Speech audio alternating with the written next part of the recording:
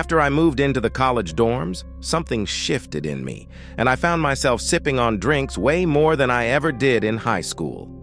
It was a real game changer. When winter break rolled around, I decided to head back to my parents' place for some family time during the holidays. New Year's was starting to grow on me as a favorite celebration, mainly because it meant a night filled with partying alongside folks my age. Picture this: it's New Year's Eve, and my parents are off at a friend's place.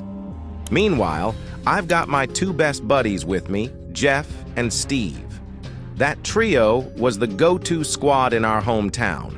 We weren't exactly swimming in friends who were into going out, so I invited them over for a chill hangout, drinks in hand, as we hashed out our plans for the night. So there's Jeff, right? He's chatting with this girl and she's like, "Hey, come to this party on the other side of town." And she's cool with us joining too, so we're like, sure, why not? We decide to prep by throwing back a couple of shots of rum, followed by a few beers each. Needless to say, we were all feeling pretty buzzed. Jeff grabs an Uber to the address the girl gave him, and we split the fare 3 ways. Now, here's the kicker. Jeff never actually met this girl in person. They just swiped right on Tinder a week ago, and she seemed awesome from her texts. The Uber drops us off in front of what looks like a storage building. We're scratching our heads thinking, is this the place? Jeff double-checks the address, and we all confirm on our phones that, yep, this weird storage-looking spot is where we're supposed to be. Before Jeff said bye to the Uber driver, he double-checked with the girl he was chatting with to ensure that we were at the correct building, not a house. Almost immediately, she texted back, confirming our location.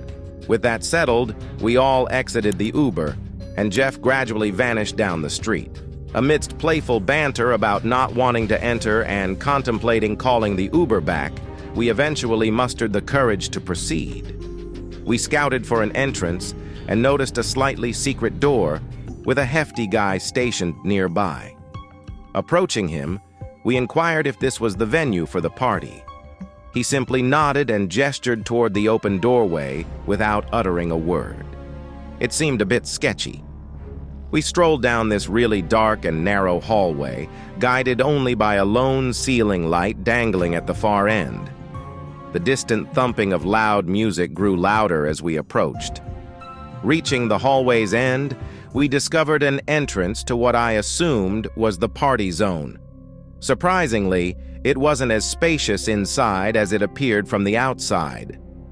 The dim atmosphere was illuminated only by a couple of budget-looking strobe lights. The crowd wasn't massive, maybe around 20 to 30 people scattered across the space. Oddly, no one was energetically dancing. Instead, everyone stood in their own little groups. Many folks sat alone in chairs, giving us curious glances.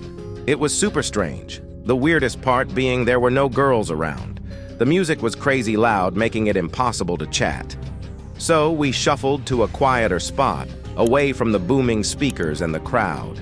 I talked to Jeff, telling him to call the girl and find out where she was. She texted back, pointing us to the back section just past the double doors, asking us to meet her there. Something felt off about it, and I shared my suspicion with my best friends. He brushed it off, suggesting we'd check it out and look if she wasn't there. Following the girl's instructions, Jeff led the way. We went through these heavy doors propped open by door stoppers, entering a dimly lit, narrow hallway with lots of doors. As we strolled along, someone suddenly emerged from one of the rooms. It kept saying, "What?" Then he turned to Use, waving his hand and muttering, "Let's just get out of here."